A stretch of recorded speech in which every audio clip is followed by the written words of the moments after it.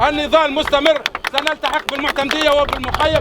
زيبونا ذريه، خلينا نمشي نخدموا على الروح. اليوم الوضع في البحر الابيض المتوسط مش ولا بد، وعلاش احنا عندنا شراكات كبيره ياسر مع ميديسان سون فرونتيير والسفن الاوروبيه. معناها احنا اللي علمنا الاوروبيين ان معناها التخلي عن الانسان هذا لا سبيل اليه في البحر الابيض المتوسط.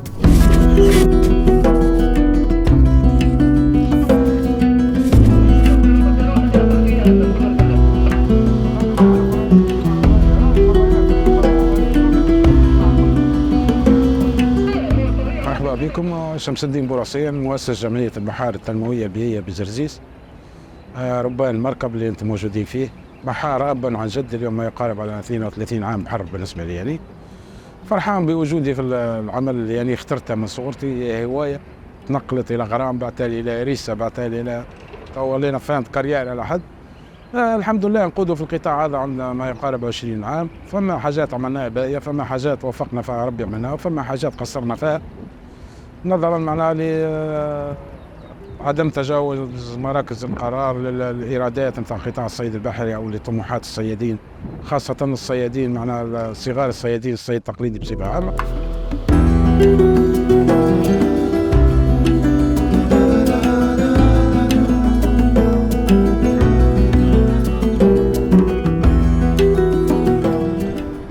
كان باش نقارنوا المهنة بعام 70 و80 كانت معاناة كبيرة ياسر. قبل ما فماش الإمكانيات اللي تشوفي فيها، ما فماش التكنولوجيا، ما فماش الآلات نتاع التواصل، ما فماش الراديونات، GPS نتاع تحديد المواقع، الVMS نتاع مراقبة الأساطيل، هذا كله ما كانش فما. كانت فما معاناة كبيرة ياسر، ومن رحم المعاناة هيك معناها باتنا وعنا الناس اللي كانت قدامنا معناها ساهموا بطريقة أو بأخرى في إحياء القطاع هذا وفي تثبيت المكانة متاعها معناها في البلاد. اليوم العمل ولا عمل متطور ياسر معناها، خاصة كما قلت لك في وجود المعدات المربوطة بالأقمار الصناعية معناها متاع تحديد المواقع وكشف الأسماك، أو معناها تحديد كميات الأسماك. برشا ولا فما برشا أريحية. كيف زاد المراكب كبرت، المراكب كثرت، ولا فما ضغط أكثر على المصايد.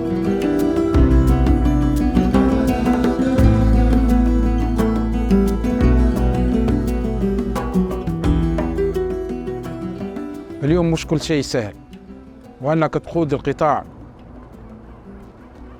ما هيش حاجة سهلة، خاصة ما نلومش على الدولة 100%، لكن نلوم حتى على البحارة متاعي. العقلية معناها أكبر تحدي بالنسبة لي، يعني هي العقلية اللي نحب ننقلها من إلى. ما كانش نفس العقلية قبل 2011 على 2023 تو نتكلم فيك. باش تنقل قطاع من إلى يكون الأمر صعب، وخاصة في مؤسسات ما تجاوبش، خاصة في مؤسسات ما هيش مستعرفة بالصيد البحري. اليوم تحكي باسم القطاع ما جاش من فراغ. اليوم أنا كالشخصية المعروفة أكثر في تونس ما جاش من فراغ. اليوم الشخصية اللي قادت 18 في أكبر حدث صار في زرزيش وعشناه على الأقل الجيل متاع يعني اليوم عمري 55 عام، وأنك تكون في قيادة موضوع معين، موضوع سخون صار في زرزيش ما جاش من فراغ. نعتبر روحنا شريك وشريك فعال للدفاع عن حقوقنا أولا، واللي كما قلنا نقوم بقطاعنا اللي نعتبروه أضعف حلقة في قطاع الصيد البحري في تونس. نحكوا على بحار ما يتمتعش بالثروة البحرية، نقصد هني التن الأحمر. نحكي على بحار يرتفع في بورسنتاج للأساطيل الصناعية. نحكي على مرأة قفالة يقتطع من محصولها لفائدة الأساطيل الصناعية. نحكي على بنية تحتية تكاد تكون مزرية في الموانئ متاعنا.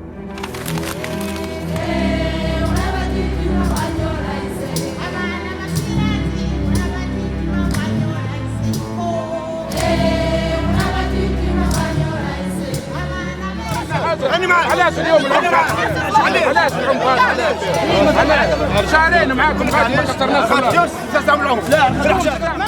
امن انك باش تكون ثقة وتكون قيادي وتكون محنك وتعرف امتى تشد وتعرف امتى تسيب.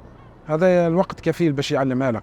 مش سهل. اليوم نحكي لك على 20 عام من القيادة في النقابات وفي الجمعيات، حكاية مش سهلة. وانك باش تفتتح جمعية حديثة في قطاع الصيد البحري بعمل ما كناش مستانسين به. كنا نعرف النقابات والاتحادات تكو العمل الجمعياتي هذا ولا جمعوي ما كانش معروف في الصيد البحري، وكانت فكرة جديدة.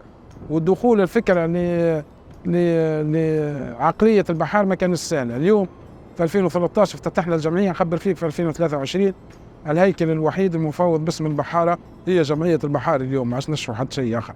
وهذا كما قلنا هو الطريق كان صحيح لكن صعب، طريق كله أشواك. طريق تعرفي من 2011 حتى 2023 تونس شهدت فترات سخونة كما تشوفها سياسيا، شوفها فلاحيا، معناها مراكز القرار تتبدل من حين لآخر، ما هيش حكاية سهلة أنك باش تتفق على مواضيع معينة ويجي وزير آخر ويحذف ما سبق ووزير مش عارف الصيد ترسلك تضيع 3-4 سنين معاه باش توريه طريقة العمل ولا باش تفهم انت اياه على مشاكل بحارتك، بعدين يتبدل. وهي ماشي حكاية سهلة، لكن الثبات حتى في ديننا، حتى في عقيدتنا، أن معناه يولد حاجات باهية. الثبات ما هوش حاجة سهلة، الثبات على المبدأ، الثبات على القرار، الثبات على الموقف ما هيش حاجة سهلة. اليوم كي نشوفوا مثلا نعطيك بار اكزومبل الشباي الرخويات ب 16 دينار عندها 6 سنين التالي ب 16 دينار، اليوم في 2023 ب 16 دينار، في المقابل معدات ماشية ترتفع، واللي يرتفع ماشي يعاود ينخفض. فما مشاكل كبيرة ياسر، مشاكل ما تشوفوناش نخوضوا في قطاعات ولا نخوضوا في جمعيات، فما مشاكل كبيرة ياسر اجتماعية، فما مشاكل تنموية كبيرة ياسر. اليوم نحدث فيكم من ميناء عمرها براسك 70 ولا 80 عام باش تطيح علينا، مرشي باش تطيح علينا. نناضلوا مع بحارتنا مع المجتمع الدولي من أجل النهوض بالبنية التحتية متاعنا، لكن للأسف وقت اللي يجي كما قلنا اليوم فما تحسن في وزارة الفلاحة عامة، فما تحسن، والتحسن هذا بدي قريب ما كانش بعيد ياسر. التحسن هذا احنا مادين ليش يدينا، ونشوفوا أن فما دولة تحب تفرض سلطة القانون، ونشوفوا أن فما دولة كانت غايبة تحب ترجع. احنا نطالبوا بأن تكون فما دولة ويكون فما قانون ويكون فما تطبيق قانون عادل، مش فلان نطبقوا عليه القانون وفلان لا، هذا لا سبيل إليه، ولا فلان نعطوه وفلان لا، هذا سبيل إليه لا سبيل إليه. ولا نحو من المرأة القفالة اللي رابطة ولدها من تالي وتلقت في الكلوفيس 1% ولا 2% من أجل الأساطيل الصناعية والراحة البيولوجية والراحة الترفيهية، هذا أمر مرفوض.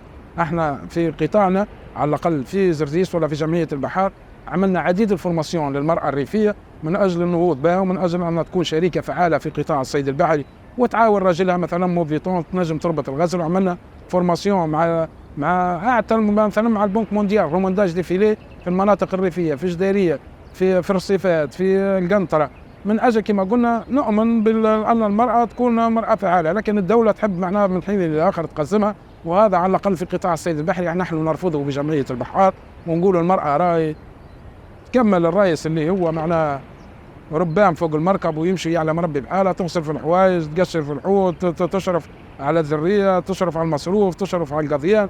احنا نحبها مرأة شريكة، فنقولوا للدولة متاعنا هذه المرأة اللي عندها بروجي في قطاع الصيد البحري خفف عليها الضغط على خاطر نحسها اللي هي مستهدفة. واحنا كما قلت لك في جمعيتنا نعمل على أن تعرفي احنا عقلية جنوبية ما نمنوش بأن المرأة تكون منفتحة ياسر سبحان الله في عقيدتنا، لكن على الأقل أن يكون عندها مورد رزق وعندها كرامة تحفظ، مش معناه وقت اللي يجي نحبوا نضغطوا عليها. وهذا موجه للدولة متاعنا أن ترجع حساباتها.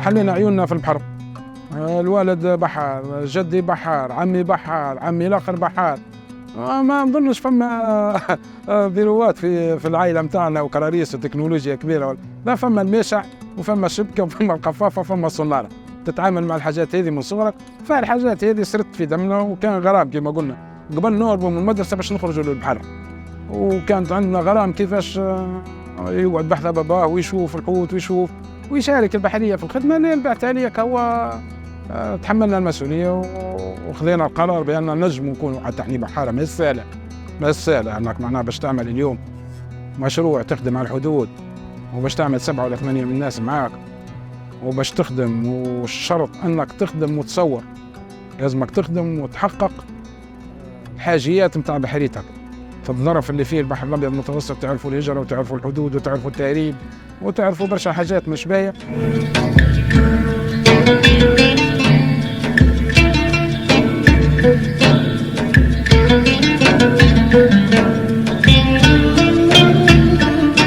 تهزوا الفلايك، تربطونا في الحبوسات، تاخذوا الفديه، تقتلوا الناس.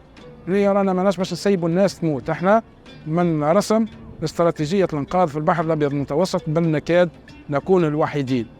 وبالمناسبه هذه ترشحنا لجائزه نوبل في 2017 بطلب من اللجنه التنفيذيه، مش احنا اقترحنا اسمنا، لا، احنا جانا ايميل رساله من اللجنه التنفيذيه في النرويج من اجل تحضير ملف للترشح لنيل جائزه نوبل للانقاذ. احنا الوحيدين اللي ما بين 54 جمعيه في العالم اللي احنا عرب ومسلمه، الوحيدين في افريقيا والوحيدين في العرب. باقي كانت انجح جمعيه، بل تكاد تكون الوحيده في العالم اللي هي تنقذ في العنصر البشري، يهودي بوذي مسلم اكحل اسود. ما هيش مشكلتنا، مشكلتنا ان الناس ما خلوهاش تموت. يا بحري